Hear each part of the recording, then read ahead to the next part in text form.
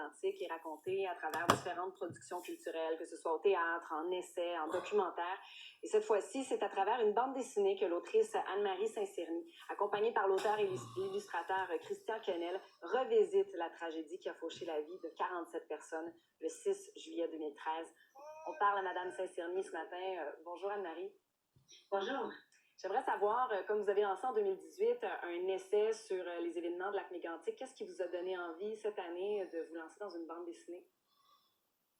Parce qu'il faut que cette histoire-là soit connue et que je peux vous dire que ni les gens de Mégantic, ni même et le reste de la population, personne ne sait effectivement ce qui s'est passé à Mégantic, pourquoi, comment, ce qui s'est passé après. Vous savez, j'ai un ami à Mégantic qui dit on est résilient mais pas innocent, et ça reflète bien le sentiment là-bas de se faire abreuver de demi-vérités, de mensonges. Et moi, personnellement, qui est une vieille militante, j'ai jamais vu un tel couvercle pour étouffer la vérité de la part des autorités. Alors, la bande dessinée, qui est un outil magique, littéralement,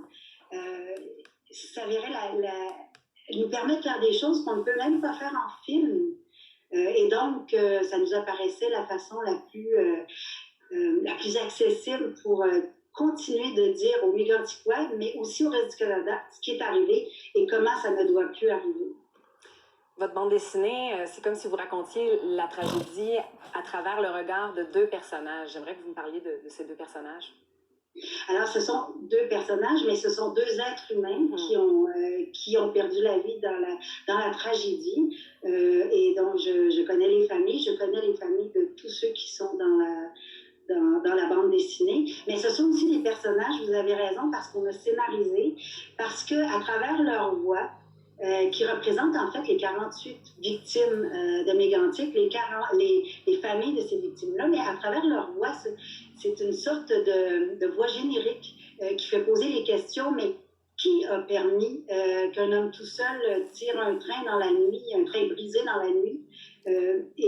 Pourquoi est-ce qu'on a rasé le centre-ville qui était non contaminé? Alors, à travers leur voix s'exprime la voix de tous les Méganticois.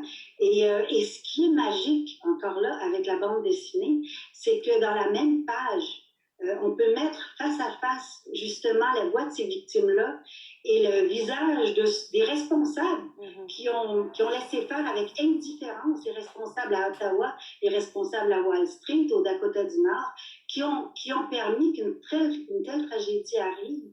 Et grâce à la bande dessinée, on peut avoir un face-à-face de ces personnages-là, mais qui sont effectivement de véritables personnes. Et on a pris la peine, avec Christian Quesnel, dont les images sont fabuleuses, on a pris la peine de bien dessiner les visages des responsables. C'est pas le système qui a mal fonctionné, ce sont des personnes qui n'ont pas fait leur job.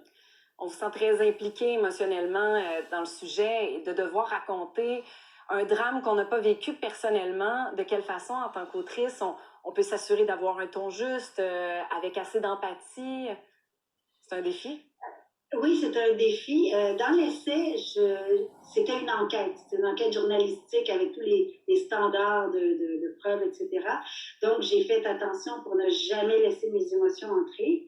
Dans la bande dessinée, oui, il y a des émotions. Je pense que ceux qui la liront vont le voir aussi. Mais en fait, les émotions, je les ai laissées passer à travers le témoignage des gens qui l'ont vécu. Donc, essentiellement, les dialogues sont tirés de vrais dialogues que j'ai adaptés, raccourcis, etc. Mais je laisse la parole aux gens là-bas.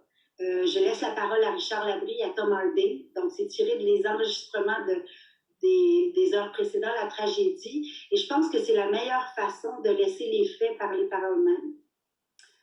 Vous étiez à Lac-Mégantic 5 jours après les tristes événements. Vous êtes impliqué dans la commémoration de cette tragédie depuis 2013. Pourquoi est-ce que c'est si important pour vous de vous impliquer?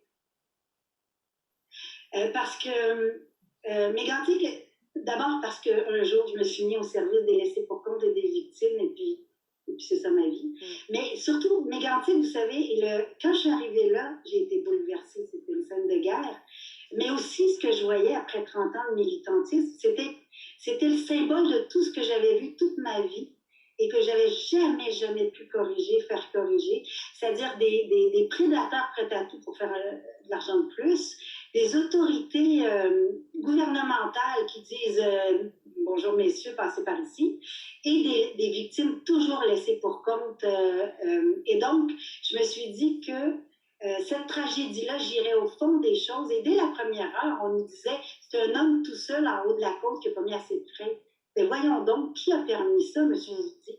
Donc, j'ai décidé d'aller au fond de cette histoire-là parce que pour la première fois en plus, alors qu'on peut nier les victimes de l'amiante et de toutes les victimes de contamination que j'avais rencontrées, à Mégantic, on ne savait pas combien il y aurait de morts, mais on savait qu'il y en aurait pas mal. Et donc, cette fois-ci, j'ai dit, pour une fois dans ma vie, je vais savoir ce qui se passe là, ce qui s'est passé là. Et c'est le symbole de ce qui se passe ailleurs. Et j'ai voulu expliquer, et dans la BD, je le fais, j'essaie de le faire, comment ils font, ce qui est très simple finalement. Ils n'ont pas inventé la rocket science, là, les prédateurs et les autorités gouvernementales, pour que la population sache que quand ça arrive dans leur communauté, voici comment ils fonctionnent et voici comment les arrêter. Puis je pense que j'espère que ça va être utile. J'en suis convaincue. Anne-Marie Saint-Cerny, votre bande dessinée sera donc disponible à compter de mercredi, Mégantic, un train dans la nuit. Merci de nous avoir parlé ce matin. Merci de vous impliquer pour mettre ainsi la vérité en lumière. Merci beaucoup à vous. Merci à vous.